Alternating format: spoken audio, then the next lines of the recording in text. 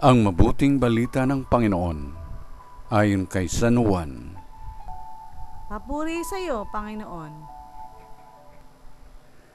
Noong panahong iyon, nagtalo-talo ang mga Hudyo. Paanong may bibigay sa atin ng taong ito ang kanyang laman upang kanin natin? Tanong nila. Kaya't sinabi ni Jesus, tandaan ninyo, malibang kanin ninyo ang laman ng anak ng tao at inumin ang kanyang dugo, hindi kayo magkakaroon ng buhay.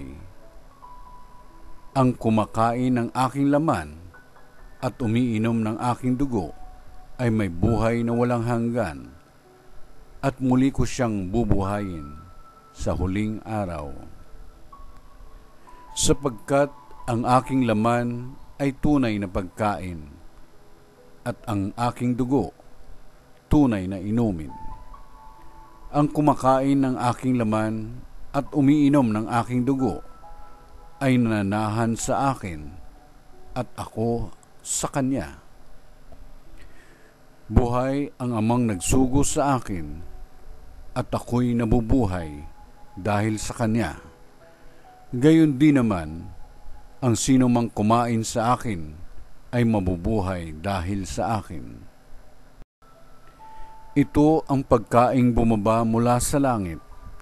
Ang kumakain nito'y mabubuhay magpakailanman. Hindi ito katulad ng kinain ng inyong mga magulang sa ilang. Namatay sila bagamat kumain niyon. Sinabi ito ni Jesus nang siya'y nagtuturo sa sinagoga sa Capernaum. Ang mabuting balita ng Panginoon. Pinupuri ka namin, Panginoong Jesucristo.